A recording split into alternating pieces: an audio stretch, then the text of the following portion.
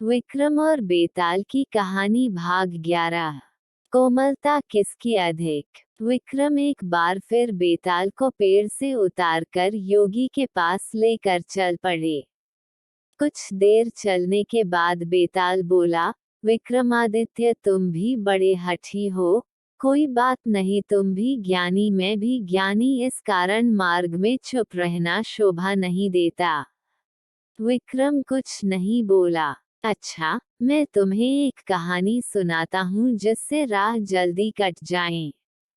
ध्यान से सुनना। गौड़ देश का राजा गुणशेखर बड़ा प्रतापी था। उसका यश दूर दूर तक फैला हुआ था। उसके 4 सुंदर कन्याएं थीं। वे चारों इतनी नाजुक और कोमल थी कि कभी कभी राजा भी परेशान हो जाया करते। जो सबसे बड़ी थी उसका ये हाल था कि चांदनी रात का प्रकाश भी शरीर पर पड़ जाए तो फफोले उगाए। दूसरी को यदि गुलाब के फूल से भी मार दिया जाता तो गुलाब शरीर के जिस अंग से टकराता वहीं से खून निकलने लगता। तीसरी राजकुमारी इतनी कोमल थी कि यदि कोई उसके सामने थोड़ा जोर से भी बोल देता तो वह आवाज मात्र से ही बेहोश हो जाया करती। और सबसे छोटी वाली का हाल दूसरी राजकुमारी जैसे ही था, लेकिन उसमें एक अलग गुण था। वो किसी भिखारी या गरीब को देख लेती तो उससे रहा नहीं जाता और कुछ न कुछ जरूर दान कर देती। जो भी इन राजकुमारियों के कोमलता के बारे में सुनता आश्चर्य करता। जैसे जैसे कन्याएं बड़ी होती राजा को उनके विवाह की चिंता बढ़ते जाती। कई राजकुमार उनसे विवाह करने के इच्छुक हो गए।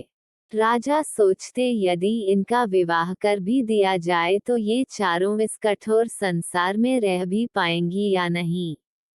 पहली को हमेशा छाव में रखा जाता, दूसरी तथा सबसे छोटी राजकुमारी को बहुत ही हल्के कपड़े और गहने दिए जाते फिर भी उन्हें भारी लगता, और तीसरी के सामने बोलना तो दूर, पैर की आवाज भी न होने पाती। इतनी कथा सुनाकर बेताल चुप हो गया। कुछ देर बाद बेताल ने पूछा, महाराज बताए, उन चारों राजकुमारियों में सबसे ज्यादा कोमल कौन थी। विक्रम चुप रहे। तब बेताल बोला, विक्रम, यदि तुम उत्तर जानते हुए भी अपना न्याय मुझे नहीं बताओगे तो मैं अपने योग बल से तुम्हारे धड़ को शरीर से अलग कर दूंगा। विक्रम मजबूर थे। उन्होंने कहा, बेताल, यदि कोमलता की बात की जाए तो शरीर के कोमलता से ज्यादा मन की कोमलता महत्व रखती हैं। उन चारों में सबसे कोमल छोटी राजकुमारी थी जिसमें शारीरिक कोमलता के साथ साथ मन की कोमलता भी थी। राजा के इतना कहते ही बेताल अपने आप को राजा के बंधन से छुड़ाकर फिर से भाग खड़ा हुआ। राजा फिर मसान में चल पड़े और जब वो उसे लेकर चले तो उसने एक और कहानी सुनाई।